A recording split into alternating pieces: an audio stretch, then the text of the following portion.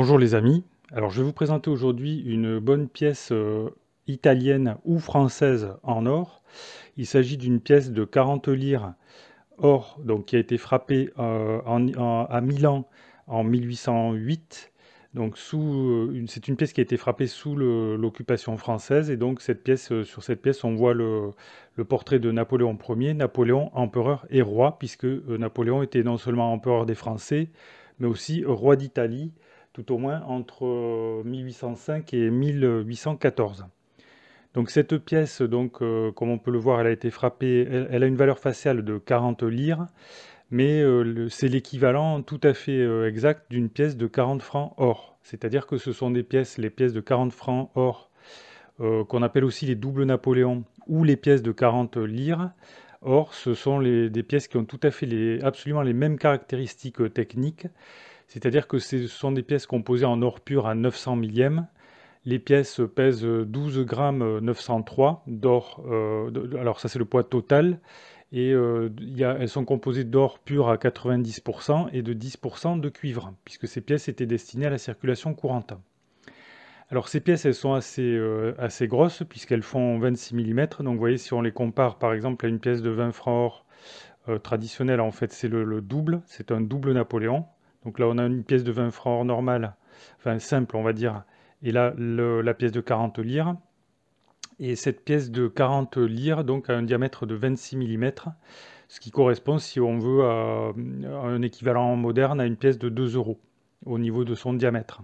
Alors sur ces pièces à l'avers, on peut voir le buste de Napoléon tourné vers la gauche avec le millésime qui se trouve en dessous, et sous le millésime la lettre M qui désigne donc qui est la marque de l'atelier de Milan.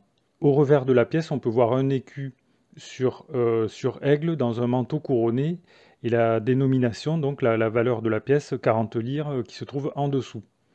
Et on voit l'inscription Regno d'Italia, 40 lire, donc sur le pourtour, et à l'avers Napoleone Imperatore Ere.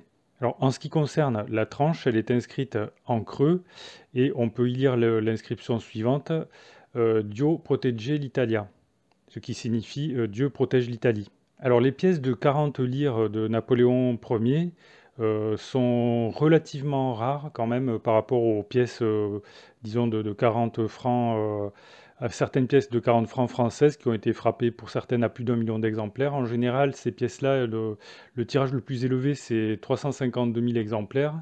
Et dans le cas de cette pièce ici, là, de 40 lire frappée en 1808, elle n'a été frappée qu'à 212 513 exemplaires, ce qui est un tirage relativement limité. En ce qui concerne la valeur de ces pièces, donc elles ont une valeur métallique intrinsèque, c'est-à-dire que évidemment si on les faisait fondre, on pourrait récupérer le poids en or fin qu'elles contiennent. Alors le prix du métal de ces pièces au moment où je tourne cette vidéo, c'est 685 €, mais en réalité ces pièces, on ne les trouve jamais au prix, au coût, au poids, quoi. On ne peut pas les acheter au poids, elles ont une valeur numismatique supérieure qui fait qu'en réalité on ne peut les acheter toujours que plus cher que leur simple valeur métallique intrinsèque. Alors actuellement, ce genre de pièces se négocie entre 750 et plutôt 850 € environ, selon les millésimes et selon les états de conservation des différentes pièces. Donc voilà les amis, vous voyez que c'est une pièce dite donc napoléonide, puisque la France sous Napoléon a exporté, on va dire, la Révolution dans toute l'Europe, et elle a fait des protectorats un petit peu partout. Et c'est disons, tout un pan de la numismatique, là, les monnaies dites napoléonides, qui est très très riche, très intéressant. Donc cette pièce-là fait partie de cette catégorie de monnaies qui mérite sûrement de faire partie d'une collection de monnaies concernant soit Napoléon Ier, soit l'Europe au début du 19e siècle. Alors si vous êtes intéressé pour acheter ce genre de pièces, vous pouvez cliquer sur les liens sponsorisés qui se trouvent sous la vidéo. Si vous avez des questions, des remarques ou des commentaires, vous pouvez les faire dans le fil de discussion. Vous pouvez également cliquer sur le pouce j'aime sous la vidéo si cette vidéo vous a intéressé. Je vous remercie pour votre attention et je vous dis à bientôt pour de nouvelles vidéos.